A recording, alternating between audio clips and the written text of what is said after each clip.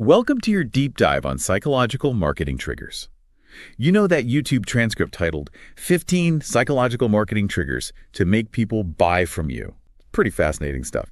We're going to break down some of those tactics and see how you can spot them.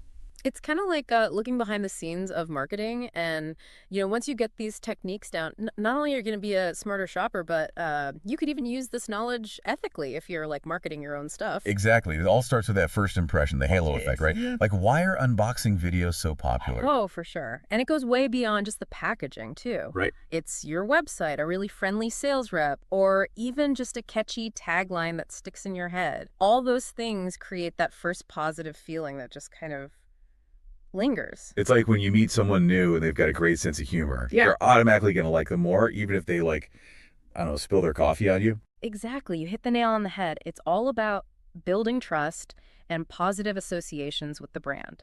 If they can nail that first interaction, you're more likely to cut them some slack later on, even if they mess up. It's like a trust bank account. Oh, I like that. That first impression, it's a big deposit. Okay, I'm going to steal that trust bank account analogy. Oh. So speaking of memory, the transcript talks about the serial position effect, and the speaker actually used his own video to demonstrate it. Oh, that's clever.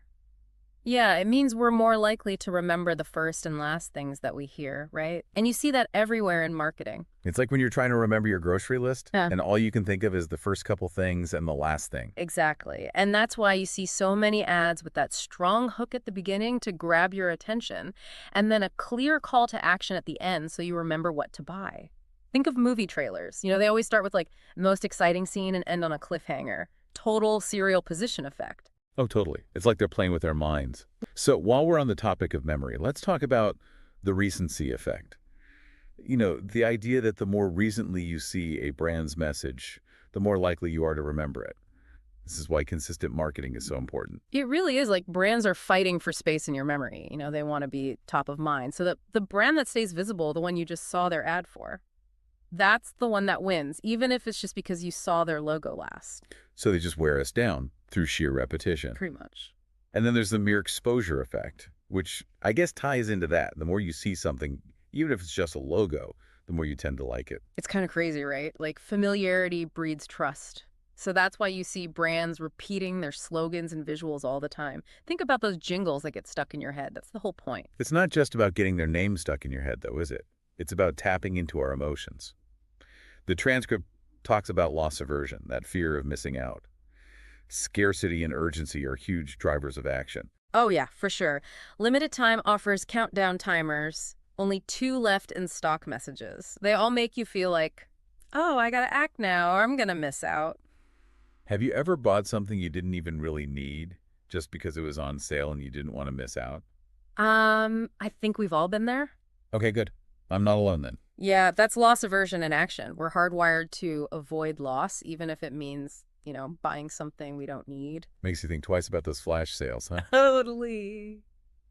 The transcript then gets into some pretty interesting pricing strategies. Oh, yeah, some really clever stuff. Like a compromise effect. Right. So if you give people 3 options, they're more likely to choose the middle one. Really? Yeah, it's about making that middle option seem like the most, reasonable choice. You see it everywhere with coffee sizes, subscription plans, even like car models. It's like they're setting you up to pick the middle one, even if the most expensive one is way out of your price range. Yeah, exactly. And then they use anchoring to make it even sweeter. Yeah, so they show you a crazy expensive option first, and then all the other prices seem way more reasonable by comparison. That's kind of sneaky. It is. It plays with your perception of value. Yeah. Think about luxury brands. They often have like a couple of ridiculously priced items. So then their other stuff, even though it's still expensive, seems like a bargain. Wow. I never thought about it like that. I've definitely fallen for that before. Okay, switching gears a bit. Have you ever been shopping and just felt totally overwhelmed by choices? Like you go to buy something and there are just too many options, so you end up not buying anything at all. Oh, yeah, all the time. That's choice overload. Too many choices can actually make it harder to make a decision. It's like your brain just shuts down. Exactly. So a good marketer knows this, and they try to guide you towards the best option without like overwhelming you with choices. They simplify things. Right. And then there's the framing effect, which is all about how the message is presented. This one seems subtle but powerful. Oh, it is. It's all about highlighting the good stuff and downplaying the bad stuff, even if it's like technically the same information. Think about the classic example. Right. A glass half full versus a glass half empty. Same amount of liquid, but totally different feeling. It's all about perspective.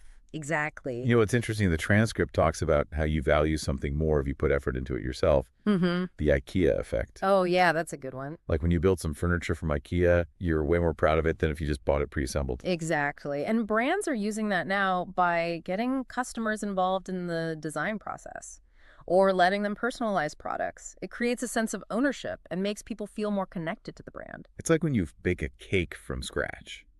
It just tastes better because you put all that effort into it. Exactly. Speaking of effort, I noticed the speaker in the transcript actually asked viewers to like and comment on the video.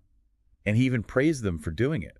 It felt very deliberate, almost like a tactic itself. You picked up on that. Yeah, that could be the Pygmalion effect in action. The Pygmalion effect. Yeah, the idea that high expectations can actually lead to better performance.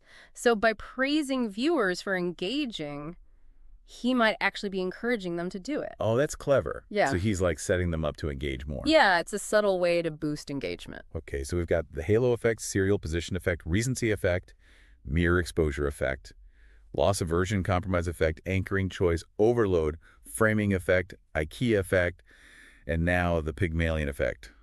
What a whirlwind. We're just getting started. Okay, bring it on. Let's talk about confirmation bias. That's the tendency to look for information that confirms what we already believe. Oh, yeah. I think we all fall victim to that one. Especially with social media these days, right? It's so easy to just see the stuff that agrees with us. That's like an echo chamber. Exactly. So smart marketers use this by speaking directly to the values and beliefs of their target audience. It makes their message feel more relatable and trustworthy. So that they're just telling us what we want to hear.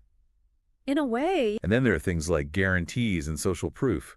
Yeah. That taps into the, what was it called, the Peltzman effect? The Peltzman effect or zero risk bias. Yeah. People prefer options that seem risk-free. It's like they need that safety net. Exactly. A good guarantee or tons of positive reviews can make all the difference. And finally, we have the bandwagon effect. That classic idea that we like to do what everyone else is doing. This is why testimonials and social proof are so powerful, right? Oh, yeah, for sure. Seeing other people succeed, especially people we admire or relate to, it can be really motivating. It's like, well, if everyone else is doing it, it must be good. Okay, so we've covered the halo effect, serial position effect, recency effect, mirror exposure effect, loss aversion, compromise effect, anchoring choice overload, framing effect, IKEA effect, Pygmalion effect, confirmation bias, Peltzman effect, and now the bandwagon effect. It's like a whole marketing psychology textbook in one episode. We're not done yet. Oh, there's more. Oh, yeah. There's one last trigger the speaker mentions that's really interesting. The blind spot bias. Blind spot bias. Okay, Yeah. I'm intrigued. Tell me more. So this one's fascinating because it basically says that we're often totally unaware of these biases, even when we're learning about them right now. Wait, so we can be told about these biases, learn about them, even talk about them like we are right now, and still fall prey to them. Yep. It's like our brains are wired to take shortcuts. We use these mental heuristics to make decisions quickly and efficiently, but sometimes those shortcuts lead us astray. So it's like we're driving a car without knowing there's a blind spot. It's there, even if we can't see it. Exactly. And just like learning to check your blind spot when you're driving, understanding these psychological triggers can help you become a more aware consumer. So instead of being manipulated, we can actually see those tactics coming and make more conscious decisions. Exactly. You now have this powerful mental toolkit to help you deconstruct those marketing messages, see the psychology behind them, and make choices that are right for you. Wow, what an eye-opening conversation. It's amazing how much is going on behind the scenes when we make decisions. All this stuff we're not even aware of. It is fascinating, isn't it? And remember, these techniques can be used ethically or unethically, but knowledge is power.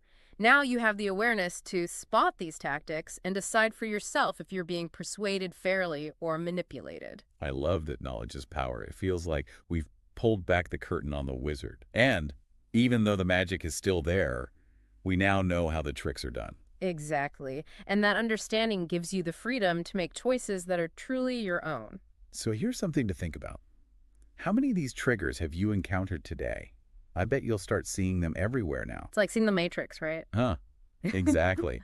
Thanks so much for diving deep with us. Until next time, happy analyzing.